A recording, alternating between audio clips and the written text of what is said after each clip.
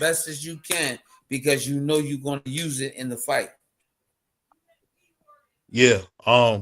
The thing I'll say is this as well. What do you think about seeing Tio's antics as far as like he coming in with the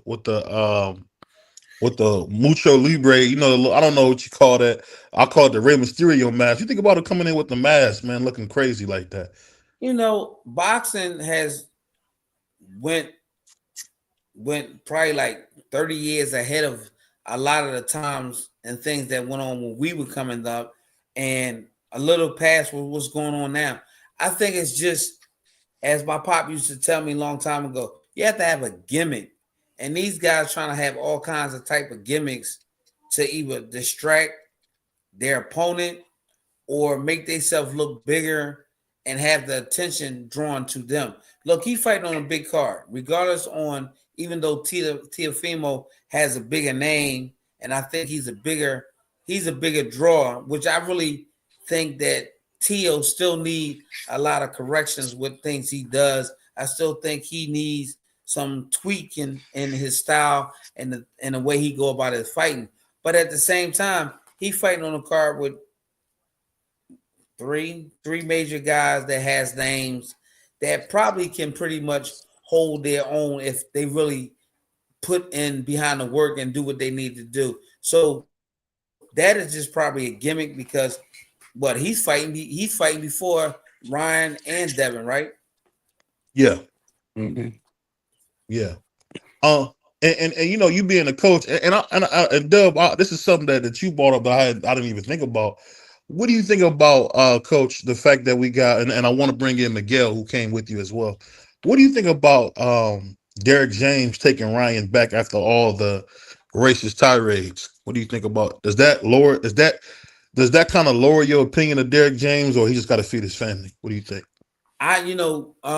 People don't know, but me and Derek James, we became close friends back in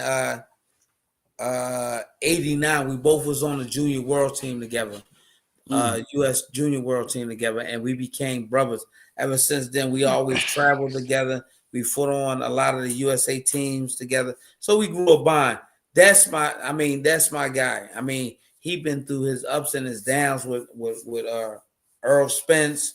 He went through his little thing with my man Martin, and now he going through it with Ryan. To some point, I'm kind of disappointed because I know Derek. Derek has a good heart, but then at the same time, he can be that guy that can flip the switch and be mean, and you'll think different of him. You'll be like, yo, that's not the Derek James I know. So it's a reason why he took Ryan back. Derek James is a good trainer. But honestly, I don't know if he can do too much to help Ryan with getting to the next level. He might get him past this fight, but they talk about him fighting Boots and who else. I don't know. I don't know if James, I don't know if Derek can do it. And that's my brother. I love him to death. I call that Joker tomorrow and we'll talk. But I don't know. I don't see Ryan fitting Derek's style. The way Derek trained and how he trained, I can't see Ryan really getting anything from it or growing from it. I mean, he didn't grow in his last fight. I mean, this guy trying to do the Philly shell, as we call it. And he's getting all punched upside his head. I mean, like, come on, dog. I like that. Cause you ain't like that Mayweather defense he was doing. Man, they call it the taco shell. That wasn't no Mayweather defense. That's what Mayweather called it. He called it Mayweather. It doesn't matter what you call it. Yeah. Every time somebody does it, that's what we call it. We're gonna call it the Philly shell, the Floyd shell, whatever. But when somebody does it, you have to do it right. And you have to perfect it. I mean, you can't just go do something without perfecting it. That's just like riding a bike. We all try to ride a bike. We got on a bike, we fell until we perfect how to ride the bike. He's still not saying he won't be good at it, but right now, no sir. Let's bring Miguel in. Go ahead, Miguel. We want to hear from you, man. You came in with Coach, man. What's going on, Miguel? How you doing? You on mute, brother. You on mute. He might have fell on the steps. Miguel, Hope he didn't do that. Hello? you there? Yeah, Okay, what's going on, man? How you doing, brother? Welcome to the show. good. So tell us something about Coach that we don't know. Is Coach as fire as we hear, or is that all talk? Because I be hearing Coach like he gonna get on somebody, but he seemed like a nice guy, man. Is that all? Is he fiery when somebody do something wrong in the gym? Yeah, Hold up. Is that little Miguel? yeah. Yeah, he already know. He been with me for about 2 weeks, and excuse my expression, he going through hell right now.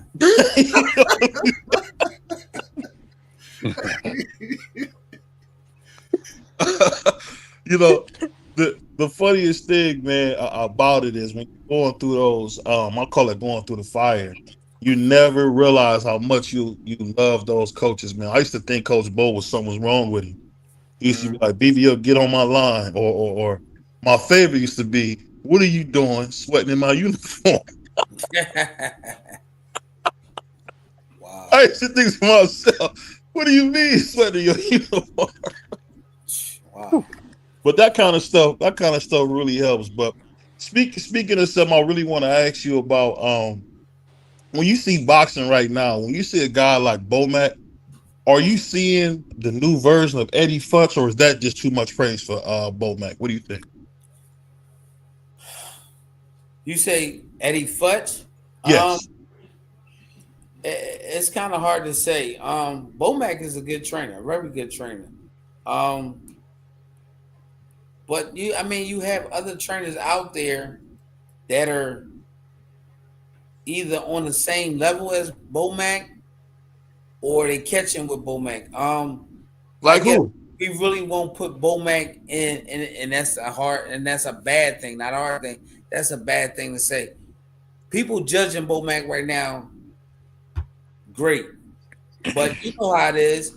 If he doesn't take Terrence out there and beat Canelo, we're gonna have, well, not us, because not me, and I wouldn't say y'all would, but people are not gonna have great things to say about Bomac.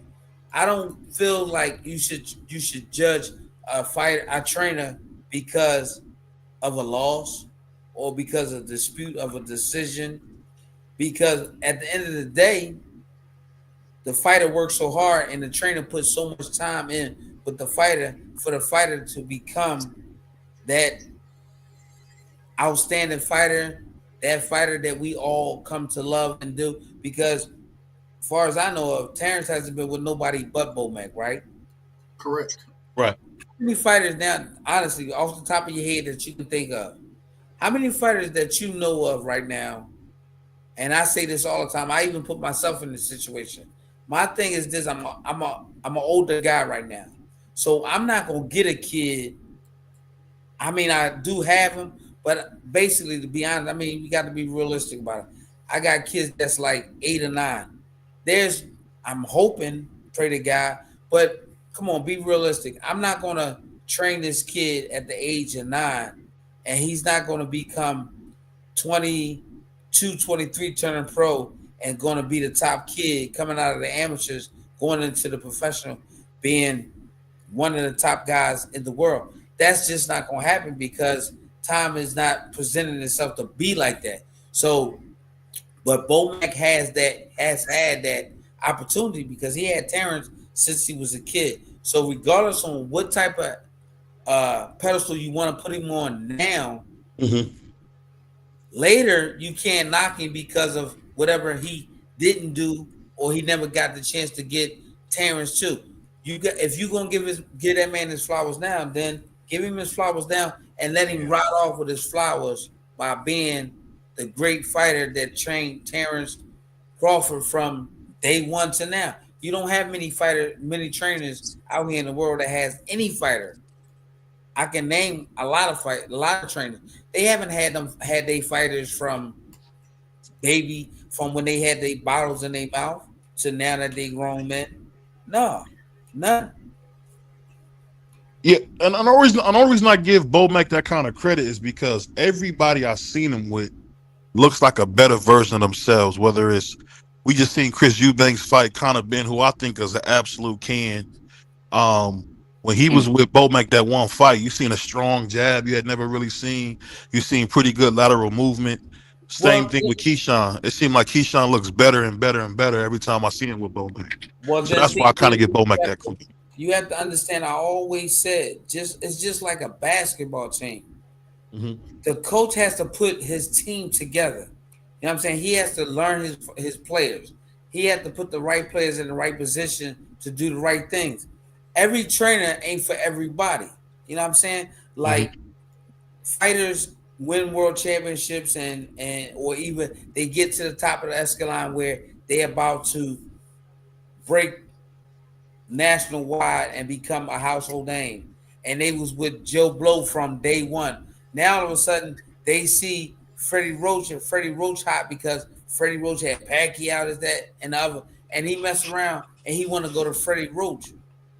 So now Freddie Roach got to take the time to sit and think and look at this fighter and say to himself, like, how am I going to work with this kid? Because everybody ain't Pacquiao, everybody ain't Floyd. You can't train a guy like Floyd because he's not Floyd.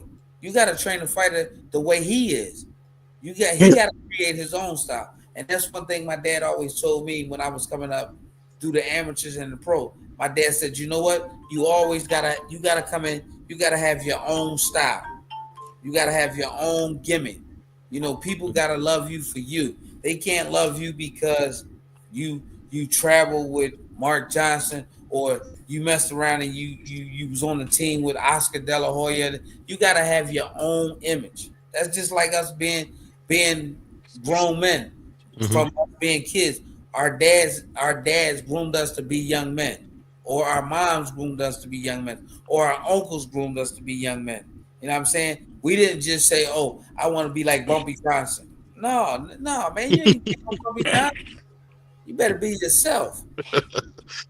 So you know, it's funny you say that because you know my grandma used to say all the time, "You keep going like you're going, they got a place for you." And my grandfather.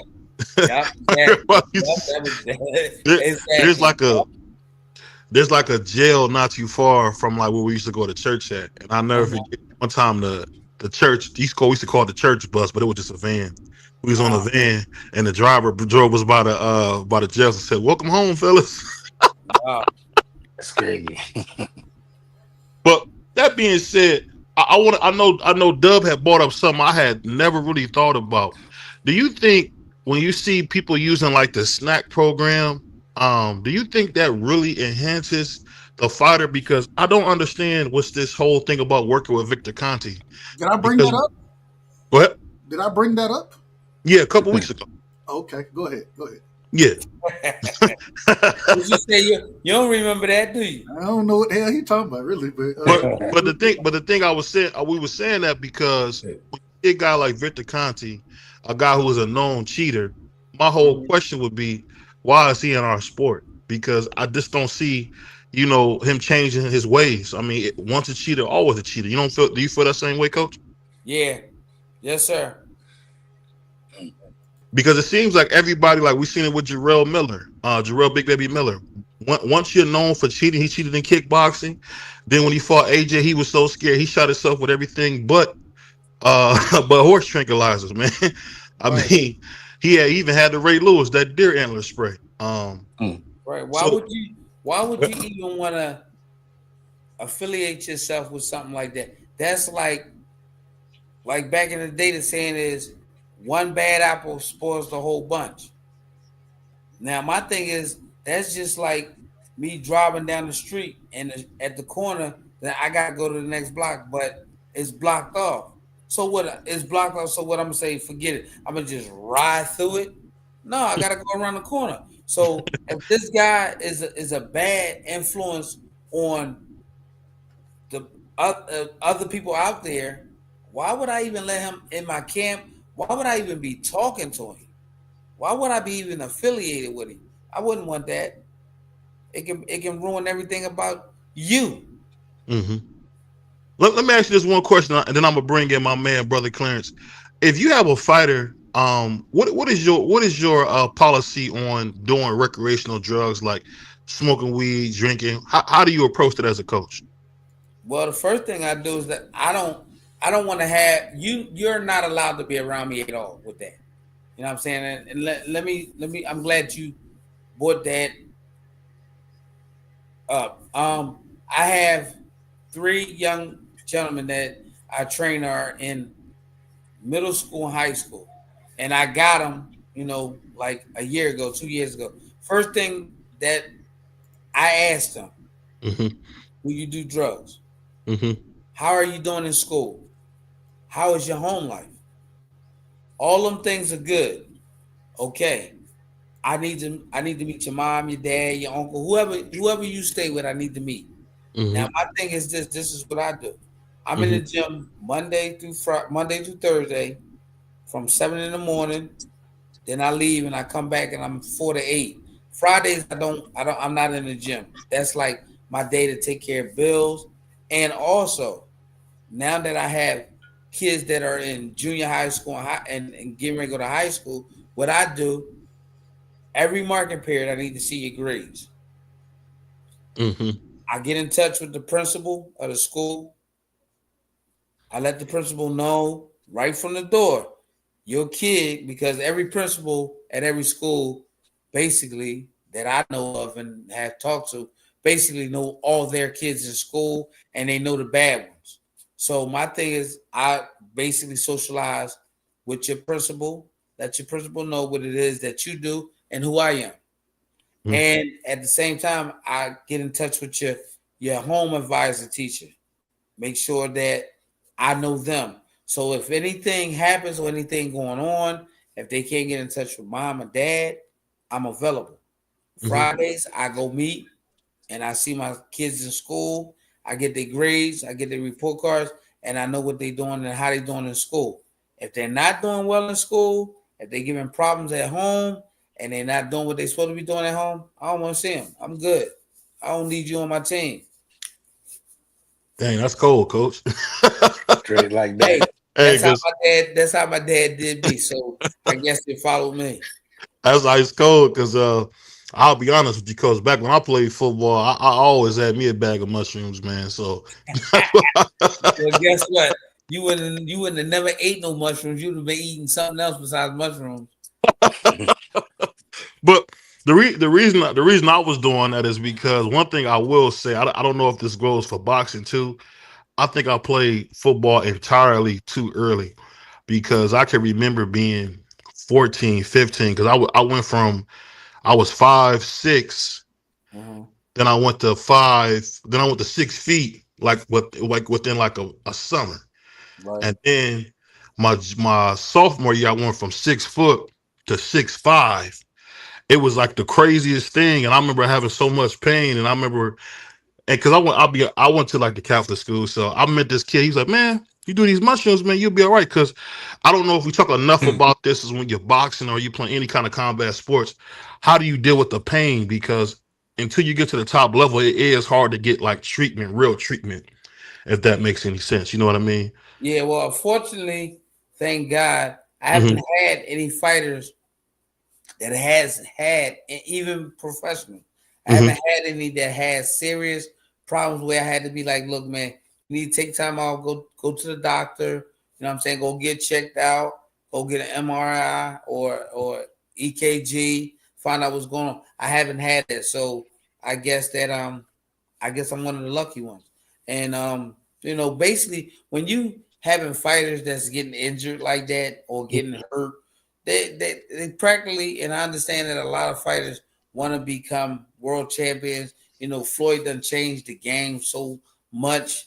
Now Javante Davis has changed it pretty much too. And it's not that a fighter or a kid shouldn't want to be a Javante Davis or Floyd Mayweather, but you have to understand what the rules and regulations are and the things that you have to go through to become a world champion. Like I tell my fighters all the time, when we be talking about Floyd or we talking back in the day about a Ray Leonard or we talking about a Mike Tyson, I tell these guys, y'all don't understand. Back in those days, we were like fierce to do these things. this was something that was like prone to us to do. It was like boxing was just like, I mean, like an eating habit. We always had to be in great condition. We always had to do things. We was always thinking like Floyd. Floyd would always be thinking his opponent is training when really he not training. But that was an edge for Floyd. That's why Floyd got up in the middle of the night and ran. You know what I'm saying? Mhm. That's the reason why he may have did, 6 or 8 more rounds on a speed bag. That might be a reason why after he really got finished sparring, he had a little kid coming in and throw punches at him so he can get his eyes right. His defense got better. These are the things that we done in our time coming up. These are the things that these guys are doing nowadays. You know what I'm saying? I mean, I have gotten to the point where I have asked my fighters, I tell them, I said, well, go ahead and do 4 rounds. And they always, one thing they know about me, I could be on one side of the gym and they could be on the other side of the gym. And I can give them a direction or I can give them something to do. And they're half-ass on it because they thinking coach ain't paying attention.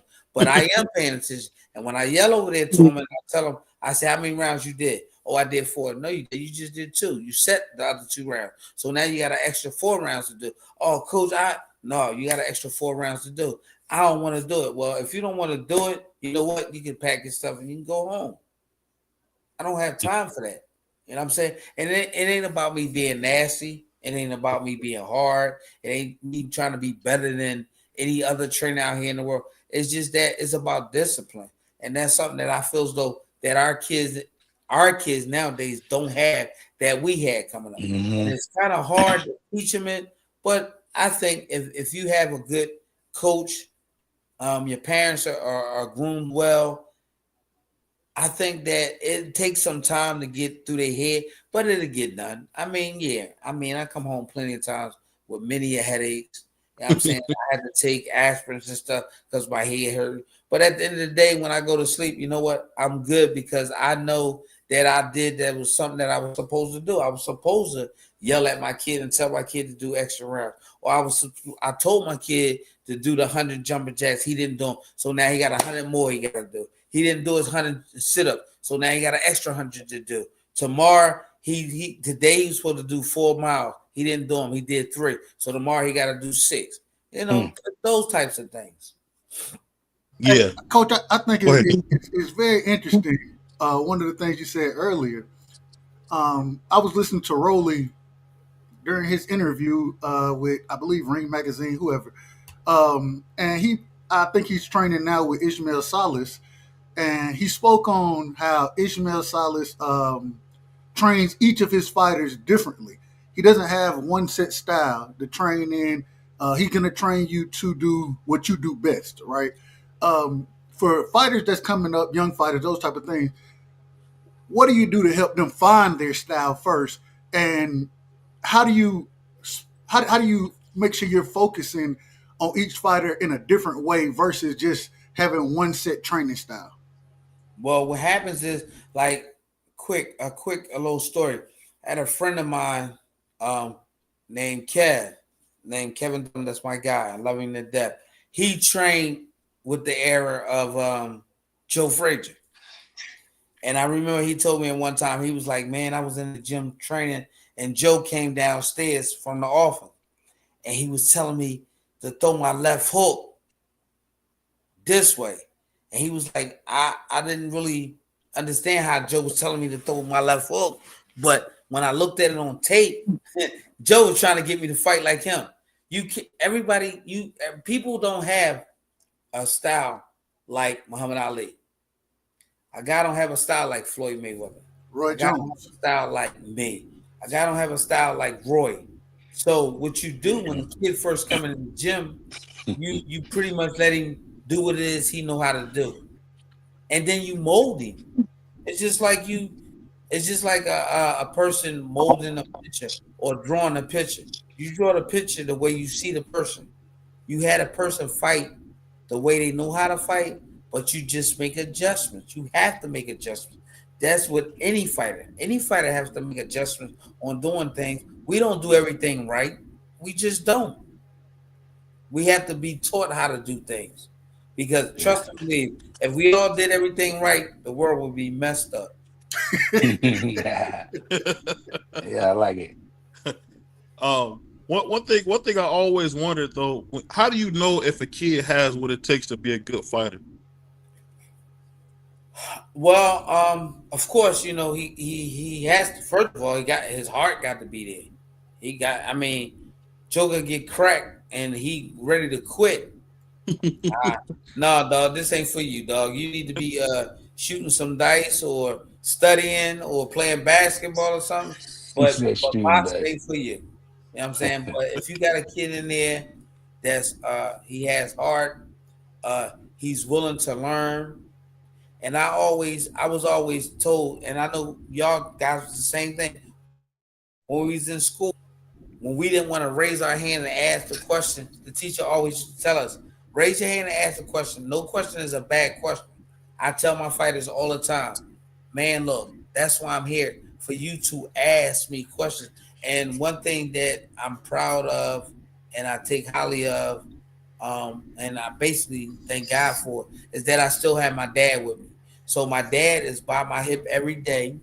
You know, he working with me with my fighters. If it's things that I don't see, he catch. If it's certain way that I have a kid moving or a certain way I have a kid jabbing, trust and believe my dad is going to correct it if it's wrong. And what am I going to say? Dad, you wrong? No. I'm going to shut up, sit back, and let the kid do what my dad said do. Did you ever think you'd be working with your hero like that, man? Hand in hand? That's got to be cool to work with your dad hand in hand. Yeah,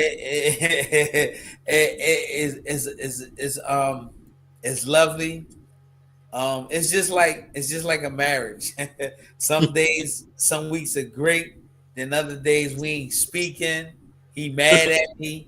You know what I'm saying? It's all love, man.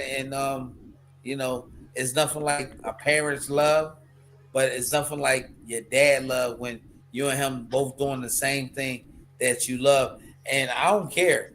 I could never, ever, ever be better than my dad. Ever. Because he taught me what I know. I'm good because he made me good. Right. So, you know, I think I'm ahead of the game in many areas. Yeah, and the one thing I want to ask you more about this is, it's kind of funny. We've been having a lot of episodes about this because we having a crisis in leadership lately, where we don't have enough fathers. Um, what is it like when you run into a kid and they need you to be dad and not just coach? How do you handle that? Well, well, basically how I would handle it, because I haven't had to handle it that way yet, and of course that time probably will come, but I haven't had that specific era where I had to handle that yet. Um, First of all, I tell my fighters when they come to me and I start training them, and then I get to know them. Sometimes you really don't, you think because you work with a kid for a month, 3 months, 4 months, you think you know him. No, man, it's just like I said, it's just like a marriage. You really don't know him until it gets to the point where it's really detrimental and you're back up against the wall, and then your smartness, your king, your father hat, your trainer hat, your brother hat, your friend hat has to come above of it all. Like every Saturday after workout, I have a meet with my whole team Mm-hmm. all the time, and I talk to them first from me. I tell them, and the great thing that I think my dad and God has helped me with, I can tell each and every fighter that I have what their mistakes are, what they doing wrong all the time.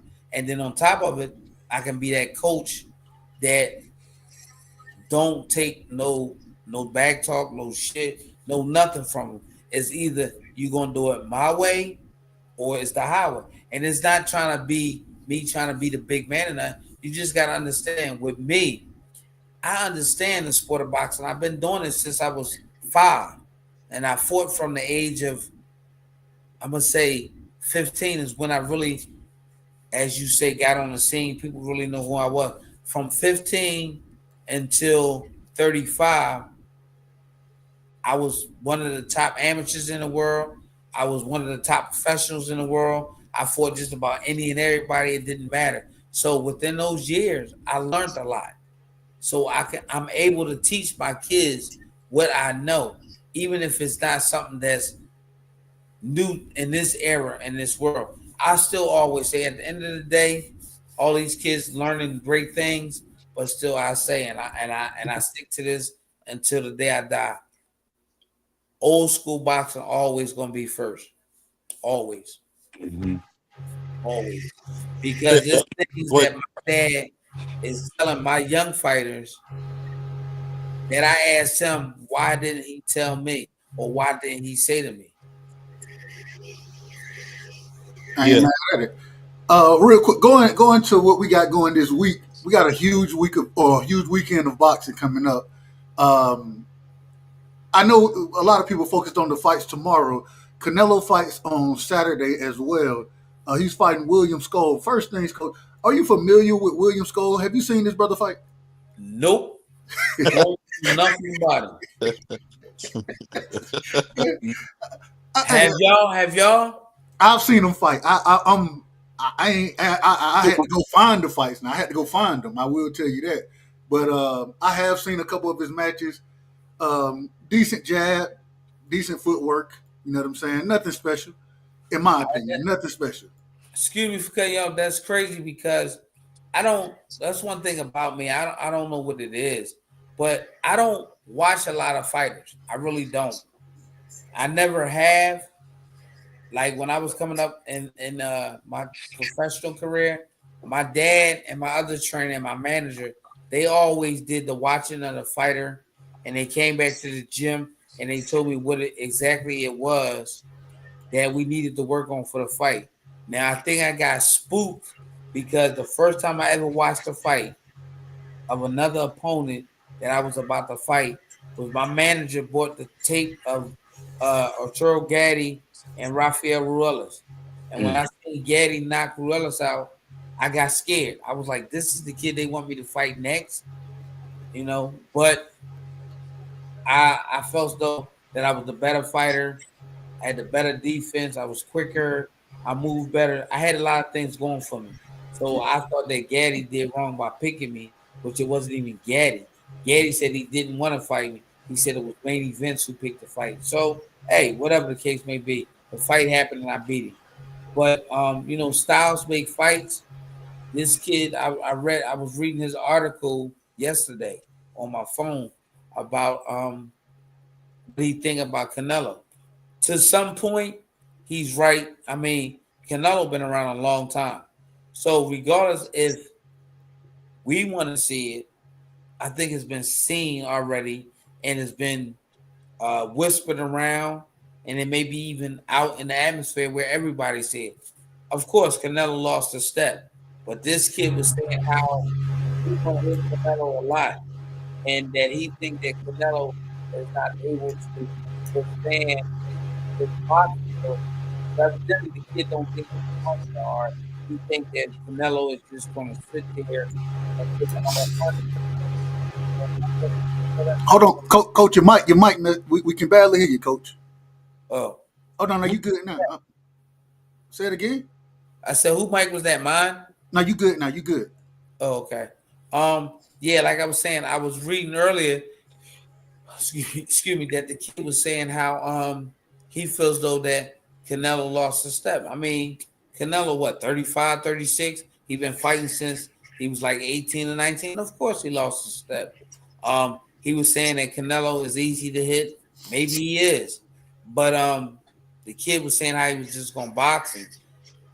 If the kid is a great boxer, that's good. But at the end of the day, can the kid take the power that Canelo is going to be bringing him? Because I still think Canelo still has a little pack in his power and in his punch that if the kid is not a great boxer or has great defense, Canelo can probably get rid of him. Then again, Canelo hasn't had a knockout in what, a year and a half? Yeah, it's actually been longer than that. I think since like 2019. But then again, yeah, we got to think about the guys he fought. You know what I'm saying? I mean, we know Canelo been fighting a lot of small guys, but at the same token, he was fighting for what reason? He wasn't getting hurt. He knew these guys wasn't a threat to him. That's why he took them. So, time will tell. But I'm really interested in him fighting Terrence Crawford and seeing how that goes. And I'm glad you brought that up, Coach, because when it come down to Bud, and I done had this conversation, and we're gonna continue to have it until we see the fight. I'm just gonna be honest. Hey, moving up, in this situation, people will say 2 weight classes. The man had 1 fight at 54. So, I if you want to say 3, I ain't got no problem with it. But how much of a chance do you give Bud to beat Canelo? You want me to be honest? Absolutely. Keep it a bean. None. That's cold. Hey, Coach. I wish we would have had Bernie on. I got to get you and Bernie on here because Bernie cussed us out. I mean, come on, man. You got to seriously think about it. Bud been fighting guys at a lower weight class at his capacity of his weight. Guys that are his weight. I mean, yeah, by the time they dehydrated and all that stuff, they probably was like 54 or whatever. Bud was probably the same thing too. But you got to look him moving up 2 weight classes. He not fighting a guy that's the same weight as him. You're not fighting a guy that's 7 or 8 pounds heavy. You fighting a guy that's like 20 pounds heavier than you. And you putting on 20 pounds. But I'm trying to figure out how he putting 20 pounds on. Is he putting on 20 pounds of muscle? Yeah. I don't know. His trainer said he just been eating. Is that going to diminish his speed? Is that going to make him more of a puncher? That works in Canelo favor because Canelo doesn't really have to look for him then because he know that Bud is not going to be doing a whole lot of moving. But then again, we know Bud don't do a whole lot of moving anyway. My thing is, will Bud take that punching power with him? One thing that Bud won't lose is that he still has all his faculties, saying that he can move well, he gets around well, he gives angles well. That's what I love about it because that was something that I really loved the most about me that my dad implemented in me. I always love angles, and I teach my fighters that, and that's something that's very tactic when it comes to being in there fighting at all. Anyway, you have to give angles. You don't want to be sitting in front of your man, letting your man pound on you. You don't want to be there. You want to give angles. You want to hit from different angles. You want to put yourself in different positions. Bud is good at that. But So you talking about running, Coach? You want fighters to run? No, I don't want fighters to run. I want fighters to give angles. Like if you're giving me angles, that means you're running. Like nigga, nah. You said running. I ain't say running. When you run, you do miles. Come on, man. I'm talking about angles. I ain't talking to you, man. Get off this line, man. I said angles. I'm running. Shout out to Sombrero, man. Shout out to Sombrero, man. That's why we call him Sombrero around here. Yeah. Okay. Hey, Coach. My only question is this. Now we know that the Mexican style is probably considered, the most entertaining. Mm-hmm. I think it's science to come forward because if I'm doing angles and moving around, ain't nothing better than me going through you and imposing my will on you. Like there's nothing like that. Like one of my favorite fights was when you seen George Foreman was beating Joe Frazier so bad he turned his back and ran from him. He was like imposing his will on him. Like isn't that what it's about? Where you break a man in the ring? Same thing. But I mean, you can also break your man down by giving him angles. If you giving a fighter angles, and you got this joker turning to find you, that's great. You don't want to sit in front of a joker and then a joker just pound on you. You don't want to be there for nobody hitting you. Now, I mean, yeah, that's how the Mexicans fight. But don't I got to bring it to get it though, Coach? That's what Roy Jones always said. Say what? Didn't Roy always say you got to bring it to get it sometime? Sometimes you do. But if you're smart and you box well, you don't have to. Mm. My thing is keeping a guy on the end of my jab. If I can't keep a joker on the end of my jab, I'm in trouble. Keep him at the end of the stick. There Absolutely. you go. Okay. Now, if you're talking about what we seen with TF versus Zapata, what we seen Tevin Farmer controlling him with the jab, and because I thought he won the first fight, he definitely lost the second one. But the first fight, the way he was like controlling Zapata with that mid-range space, and he kept putting that jab in his nose every time he came forward. He kept turning him, right? He did, yes. That's what I'm talking about. You keep turning your man having problems catching you. You don't want to turn. You don't want that joker hitting you on the side of your head or on the side of your face or catch you with a left hook because you don't see him. You keep your man turning. Mm-hmm. And that's what I love about Tevin Farmer. The only thing about Tevin Farmer, if Tevin Farmer had a little more punching power, he would be terrible. But I love Tevin. Mm-hmm. That's my man. I love him. Probably one of the best boxing southpaws since Pernell Whitaker. Yeah. Now, and I gotta ask you this last question. I gotta ask you this last question, Coach, when it comes to that. So I understand, like a lot of guys on the panel, D Free, Prize, they like all that running. But my thing like is all this. that running. Yeah, where he calls it running. I where call the it hit like don't get hit. The whole I love that. That's what I like, and that's what I grew up like. When I grew up watching you and watching some other fighters, I fell in love with that hit and not get hit. That's just me though. BVO call it running. That's what it's about. It's about the sweet science. Exactly. Right. Exactly. Like I like when Floyd. I appreciated Floyd. You don't think when I come in there, you want to see a guy stay in the pocket, right? You want to see a guy stay in the pocket and get hit, right? Yeah, like Duran. Huh? You remember how Roberto with Duran was sitting in that pocket and beat you up and trade? And how many people did he beat up like that and knock out? Yeah, because he had him right where he wanted him, right in the center of the ring, right in the middle, and tore fire. So I guess when Leonard fought the ring the second time, he ran. Well, I thought he cheated because he definitely ran. Oh my God! I'm gonna tell you how I thought he cheated, Coach. For one, he cheated because he got that match within 3 months. We all know Duran had got all the way up to 190. Duran killed himself to make the fight. That's his problem. And Duran ran from him. I'm gonna give you a little story. When I fought Gaddy the first time, we both weighed in at we both weighed in at 133. I knew 35 wasn't gonna be no problem for me because I was fighting at 35 after my second fight I moved up to 35 because I couldn't make 30 no more. So 35 wasn't a problem. Now Gaddy had a problem where after every fight he would blow up. Gaddy would blow up to about 150, 160 pounds.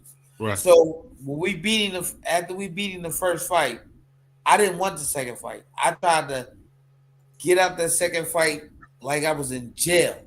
They could to make that second fight. Okay, we made it. The second fight was supposed to be in October. They called us 3 weeks before the fight and said Gaddy couldn't make the fight because of something he had, but we knew Gaddy couldn't make the weight because his ass got too big. He got fat. Gaddy would blow up in between fights, and it was just bad.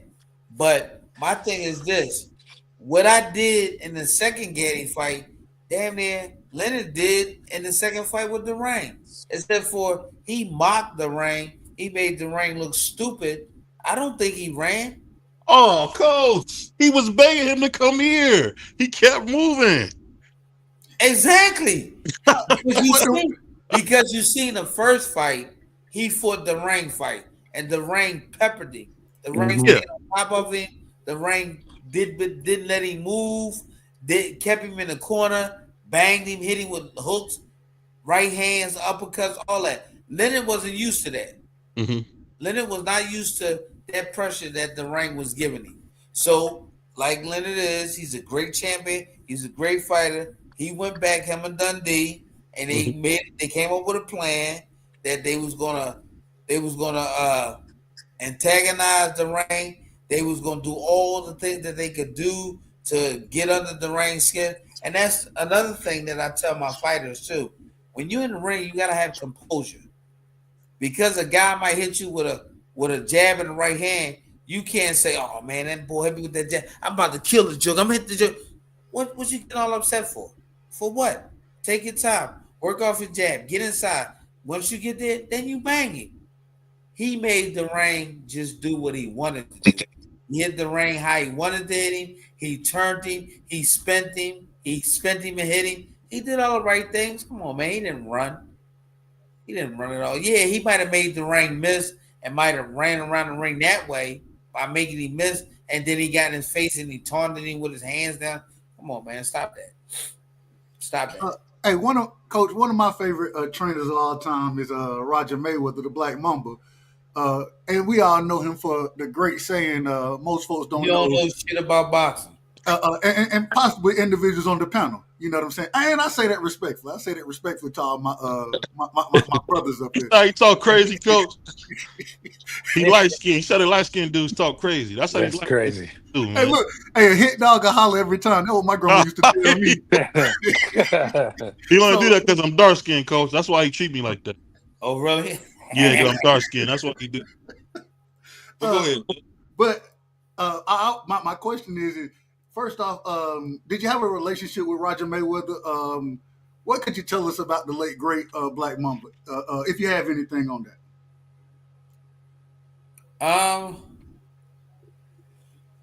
Far as boxing, Roger was probably one of the best that ever did it. At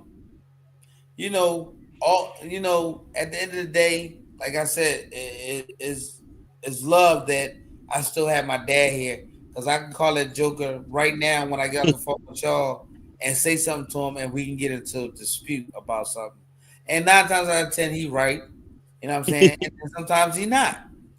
But the thing of that is that I think Roger was a great fighter, but styles make fights. Mm-hmm. And the fights that he lost, it was because of the style. We know Roger was a great boxer. We know Roger had a great right hand. But his defense was kind of good, but then again, it was kind of suspect, because if he got hit right, it ended. It was the night. He go to sleep. It was a short night. He go to sleep.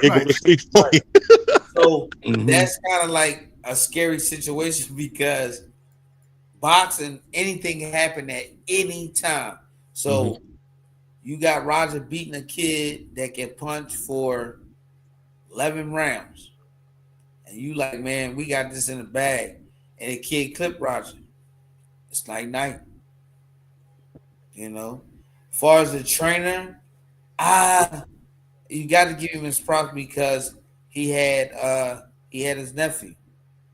I'm not that old, but I didn't really pay attention too much to Roger with him having other fighters.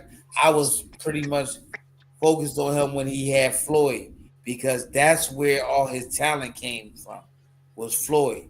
He put so much talent into Floyd that he made Floyd a mega star by giving Floyd the platform of boxing and giving him the blueprint. So when you come to that, you got to give Roger his flowers. He was a great coach. I can't take nothing away from him. And if he had a hole in his training, I don't know nothing about it. Yeah, I think the only hole and I don't really think it's much of a hole. The only thing I would say is that Roger would have Floyd taking more chances than, Singer would. Like, and I think that's why Senior and him had that squabble, because in boxing, it's kind of hard to say. In boxing, you have to take when we was talking a while ago, when we was talking about being good and teaching fighters Mhm. to be great and knowing if they good or not. You have to have fighters that know how to take those chances, take those risks. Man, it's been many a times that me and my dad sat and talked and argued, and he said to me, in this fight here, I don't understand why you did this, you did that. I'm sitting there saying to myself, like, Dad, you didn't fight the fight. I did. What you mean?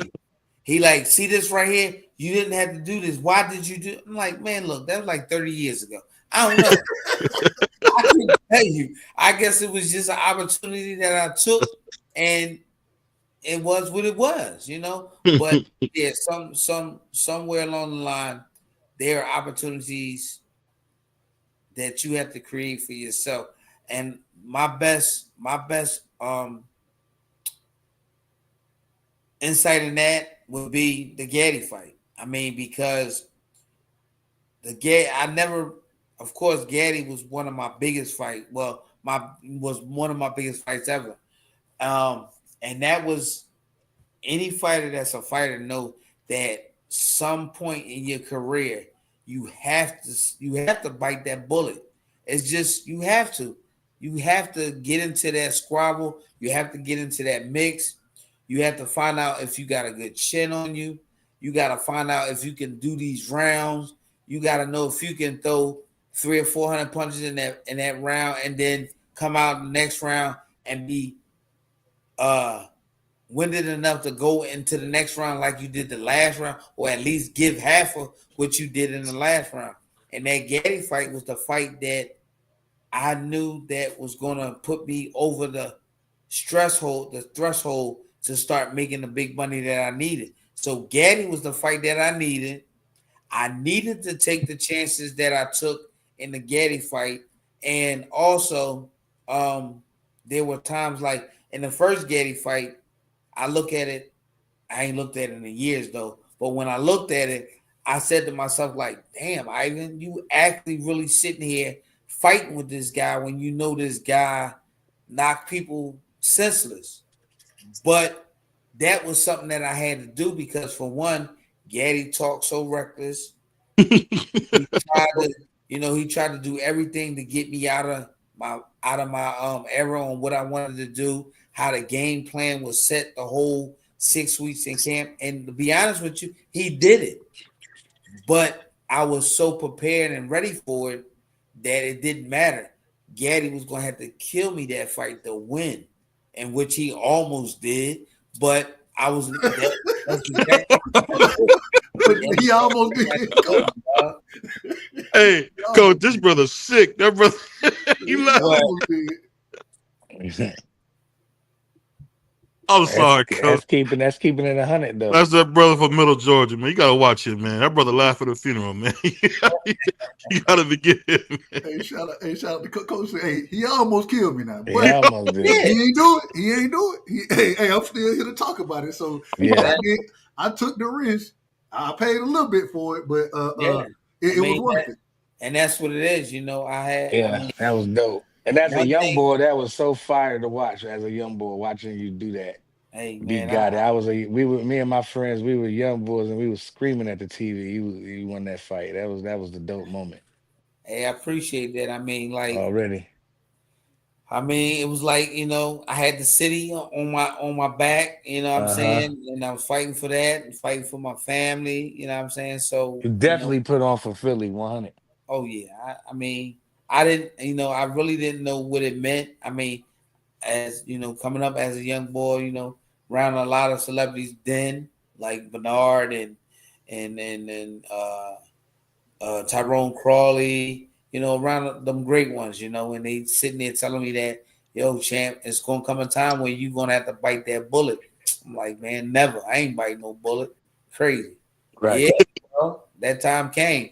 And I was glad and pleased that I got through that first one. I bit that bullet, but I was smart enough to understand and to know that I had to do what I was supposed to do in the first fight, to do what I needed to do to win, and do it my way and do it the way I was taught how to do it. Not do it because I had 100 100,000 people in the audience, or I had people that I knew that rolled with me from day one. It wasn't about them; it was about me.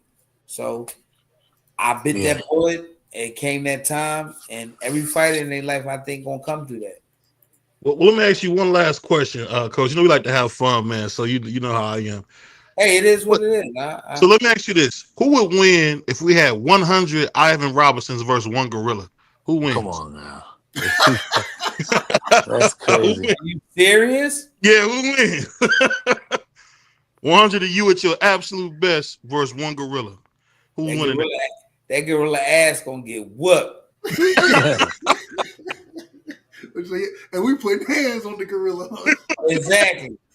Exactly. And I think that'll be a fight that y'all let me put feet on him too. Absolutely. Hey, pick up a chair if you need to, a stick, whatever you can find, a brick, whatever you got, man. All I can say, Coach, is after the few, as you would say, as those first few jokers get beat to death, I'm getting a cab. I'm getting out of there. Because that first wave of jokers gonna get smoked quick. You already know. I don't think people understand, man. A gorilla is like a mutant, man. Them things. Bro. I seen a chimpanzee. Hey, BVO, it has 13. Off by the chimpanzee. Yeah, them things will tear your face off. You better know it. Hey, BVO, a gorilla has 1,300 pounds of PSI in a bite force, bro. That's more than any animal, bro. And on top of it, you don't know it. You don't know that nigga got PST too. What? That nigga's gonna murder you. Hey, look, I'm just be honest. Once that first wave and you start to see ain't folks nobody flying gonna around, fight. Everybody's going the other way. Everybody else going the other way, man. Hey, Dub, the only way that'll happen, and another thing is, that's what I asked my daughter, because they come up with these crazy questions. I'm like, where did you get that from? I'm like, yo, where they fighting at? They fighting in the jungle? Because the gorilla gonna be able to use the trees and stuff. Man, you can't be serious. But I think the only chance that the 100 men will have is the gorilla tires and they can all pounce on Hey, it's like my first man couple Keith, waves, it'll be ugly. Yeah, but like my man Keith D said, Coach, all I need is 1 second with that gorilla. Boom. Exactly. But on that note, man, shout out to Coach, man. Coach Ivan came through, man. Again, appreciate him, man. We gonna have him back. He don't know, but he gonna be a recurring guest, man. So I was just about to say, we need to have a segment where we just focus. Rocking with Coach Robinson, man. We need to have a segment, man. I appreciate that, man. That's love. That's really love. I mean, I don't get that. Hey, when you said what you said, man, that you sound like me being honest. You said he tried to kill me. And he almost did. Yeah. He almost did. One thing about me, man, I'm gonna be real about it. There's no reason. There's no reason not to. For what? What? There's no reason not to. And that's why. And I say, shout out to BVO, but hey, that's why we respect you so much, Coach, and love talking to you. You know what I'm saying? It's always a great conversation. So I appreciate you pulling up, man. Really do. Already, yes. Shout out to Crush for setting us up with the coach. Yeah, man. Appreciate you, Crush. Shout out to the OG Crush. Man. Hey, look, I got to tell you real quick. I did an interview with Crush. The only interview I ever did that had 3 episodes, and each episode was 4 hours long. I'm like, man, that's good stuff. Hey, you know what they say, Coach? Crush, man. Well, we know what they say. When Canelo removed that knife from his boot, he gonna spill some blood on. He gonna spill blood. Here we go. I'm nervous for Bud because I just know whenever Canelo get in that boot, it's over with. Shout out, Bud. Yeah. Because we say a lot, man, and this is my final thing. I'll let everybody wrap it up on this one, but man, William Skull ain't got a chance. We know he not punching it, and if you can't knock Canelo down or hurt him like Golovkin, he walking forward. Yeah, he walked forward against BVO. I was just going to say something about he that. ran. Do you think that Bovo took a lot out of Canelo? Absolutely. Yes, he did. I think anytime you get your tail whooped like that, it definitely takes some gas out the tank for sure. It takes some out of you, especially with that Soviet in and out style. I think you know what? That's kind of. I'm glad y'all said that because now I want to. Because I look at this situation a little different. Okay, Y'all say Bovo took a lot out of Canelo. Now let's go back some years. Years. I'm talking about years. Okay. When he fought Floyd, what you think happened then? I think because he was so young, he had a lot more at that time, and it was a learning. It was more of a learning experience than anything else. I don't think it really took anything. I think he gained a lot from it. And if you notice, after that, that's when he really started keeping his head He off went the on a line, tear. looking to kind of bob and weave, that type of thing. So I don't know if Floyd took as much as Bivol took out of him, especially. And the other thing is Bivol was much bigger than Floyd was. You know what I'm saying? So if anybody took something out of him, Coach, I would think it'd have been Triple G. Them fights was like you know what's so funny about that, Coach? And I know we'll talk to you all day. I've never seen somebody get punched. I've never seen two fighters punch each other that hard and be okay. Them Triple G fight, I don't care what nobody says. Brutal. Well, first two jumps. I'm not like I told you. I mean, people that know me know I'm real about any and everything that I do and say.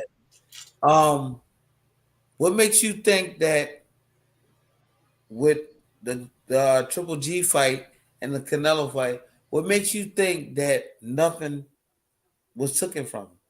What makes you think that we already know, be honest with you, we already know that Triple G is all messed up. And I don't know if it's from the Canelo fight, but to me, Triple G was always to me, I wouldn't say Triple G was a great fighter. Triple G was a good fighter because he could punch, but at the same time, his defense was poor. So that's why he's hurting and he's in such bad shape now. Now with Canelo, what makes you think that Canelo is that much better than Triple G? Because only reason I said it because he looked so good against Danny Jacobs. He looked so good against Here we go. He was supposed to look good with guys like that. They wasn't threat. Coach. Well, then he beat Kovalev too, Coach. Kovalev at his best. The oldest Kovalev we ever seen. Well, he definitely. Oh, now he old, but he beat Anthony Yard. Now he old. Okay. Oh man, come on, man. Who is Anthony Yard?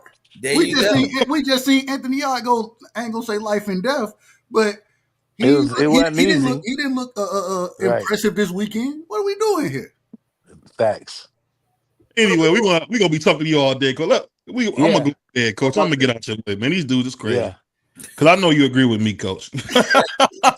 That's what make the podcast so interesting and exciting, because you guys are real and you keep it going. I like it. Yeah, hey, because I think we got the best team in the world. We got Dub right side. He like Varnell Hill from Martin. He can shoot a little bit. Varnell Hill. Here we go. He stayed with the Nubian White Queens. We got prize. He gonna show you his watch. We don't even know what a Nubian White Queen is. I don't even know what that is. That is the craziest. I never figured that out. Yeah, is that real? That's crazy. Coach, you heard of a Nubian White Queen, haven't you? I've never heard of it. Y'all boys wild. White girl with the braid. Wow. She smell like cocoa butter. Nah, B. She smoked Black and Miles weed. Oh, wow. No. She definitely can't come to my crib smoking no music. Hey, Coach, let's get out of here, man. We see you. We see you in a couple weeks. What you say, Coach? Can she cook? That's the right. Yeah, can she cook?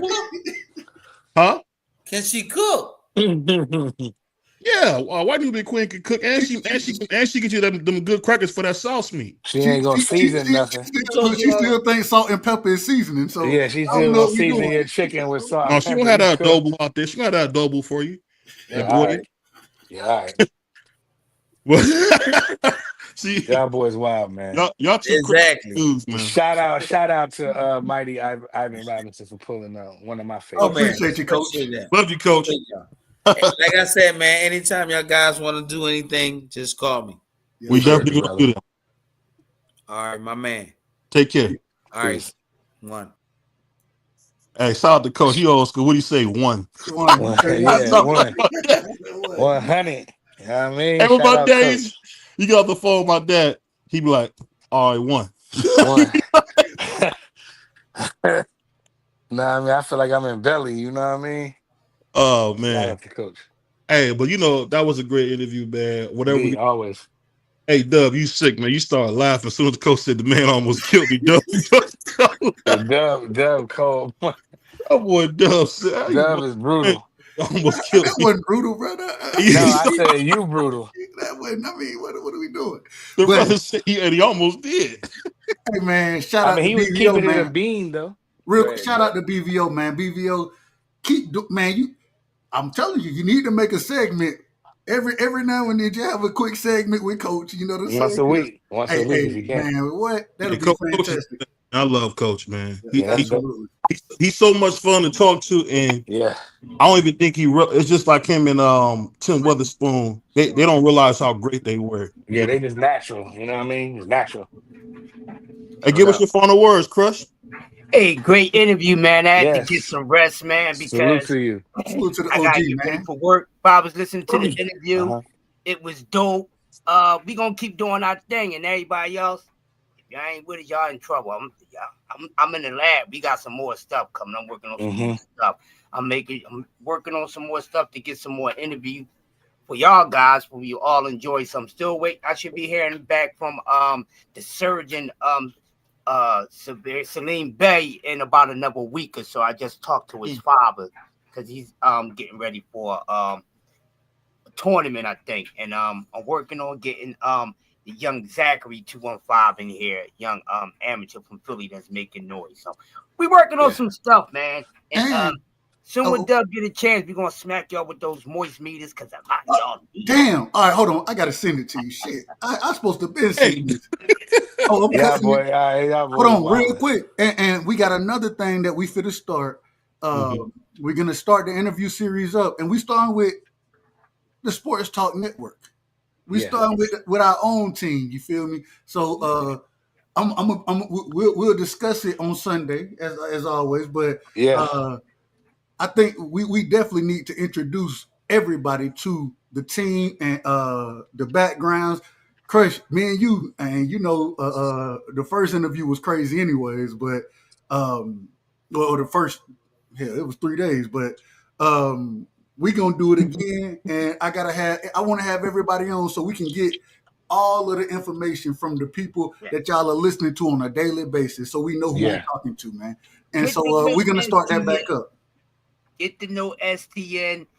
That's a dope idea, and we're gonna have fun, man. So amazing, as Dub would say. And, amazing. You're out of order, and I love you guys, and we gonna stay out of order because that's why ain't nobody messing with us because we so damn out of order.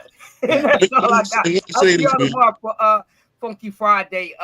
Coffee and donuts, man. I got a nice Funky Friday for y'all, so y'all make sure y'all tune in. It's gonna be fun. Hey, and salute the shower, man. My favorite chocolate treat, man. Salute the shower, man. Showing She what's up to her too, man. She got a channel, man. And all this time she ain't tell me, but I ran across her. Dope work, keep doing your thing. Man, she had an open panel last night, and I missed it. I couldn't jump on. I was trying to get ready for a show, couldn't do the show like I wanted to because they're gonna kick me off of YouTube after a while if I keep doing the shows I'm doing. But we're gonna figure that out. We're gonna figure that out. So we'll start our own app. You know what I mean? We start an app. Yeah. Everybody can come to the STN app. Yeah. That'll be you know what I'm saying? They really gonna be sick if that happened. But that's Yeah. And last thing, y'all make sure y'all go catch TD Sports, man. About to go live. I'll be live tonight at 11:30. And we talking everything boxing, man. We're gonna discuss this whole weekend of fights.